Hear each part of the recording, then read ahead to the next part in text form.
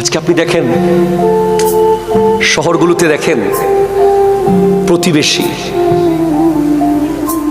Flat বাড়িগুলোতে পাশের বাসায় কে থাকে, কি জিন থাকলো না মানুষ থাকে, কেউ কাউকে চিনে না, কেউ কারোর সাথে কথা বলে না, কে যায় কে আসে। অথচ প্রতিবেশী যদি কিয়ামতের দিন বিরুদ্ধে বলে, কোটি রাকাত নামাজিও আটকে যাবে। কে করেছে এটা?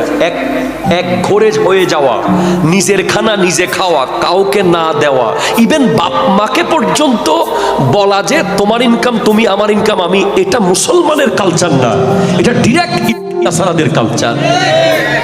আপনি আমেরিকা ইউরোপ যান, আপনি দেখবেন father your income your, my income mine. সন্তান যেভাবে মুসলমান সন্তান বাবা মার দায়িত্ব নেওয়াকে ফরজ মনে করে, এটা নামাজের মতো ফরজ, নামাজের চেয়ে আরো বেশি। ইহুদি নাসারারা সেটা করে না।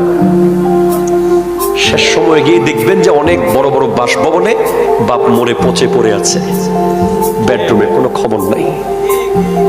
এই কালচার এখন আমাদের ভিতরে ঢুকেছে, ঠিক কিনা বলেন?